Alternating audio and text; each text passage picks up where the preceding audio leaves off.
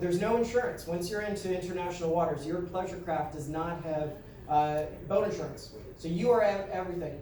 But you do get household insurance kicks in.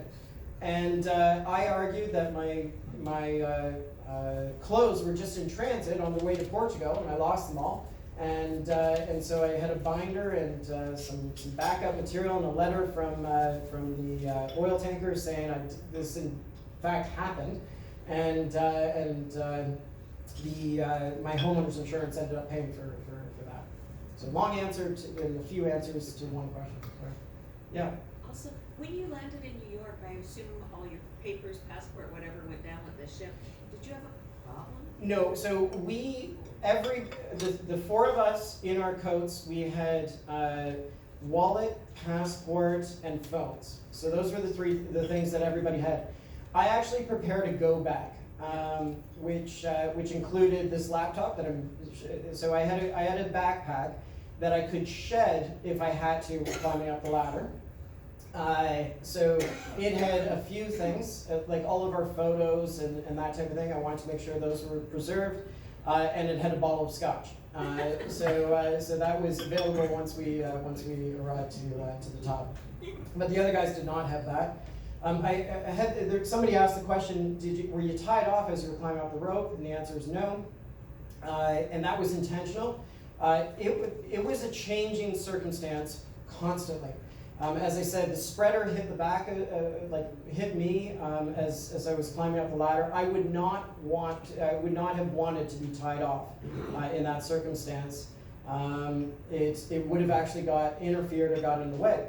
At the same time, we were told after the fact that had we gone in the drink, the captain was quite clear, there would be no tender that would be deployed. It was, you could sort of tell, it was pretty rough at that time. The current was strong, the winds were in the 25 knots.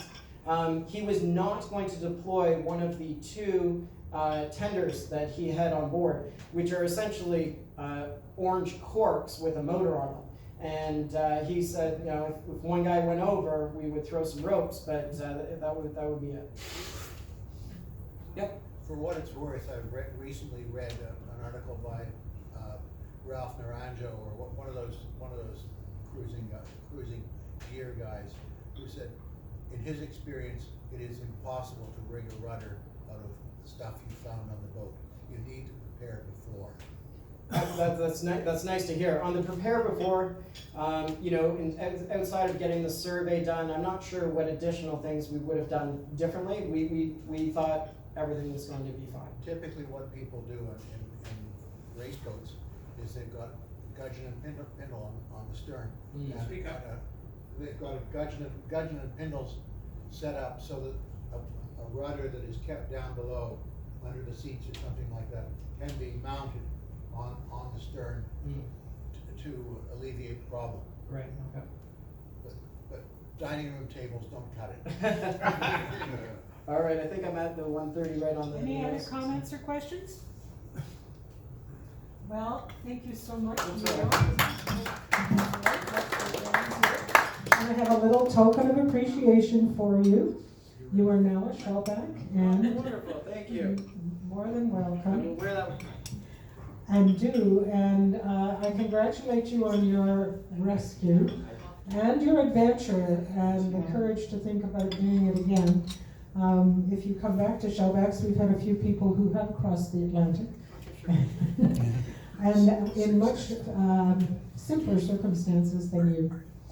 And perhaps you will join us again at Shellbacks sometime. Perhaps not with quite such an adventure. And coming up next time, we have Sally and Noel, and indeed they are two who have sailed the Atlantic. Their boat is currently in England. And last year, summer, they sailed the English Channel to visit the south coast of England, and they took a little side trip to Turkey. And so they will be along next week to share with us their thoughts and adventures in their inimitable way.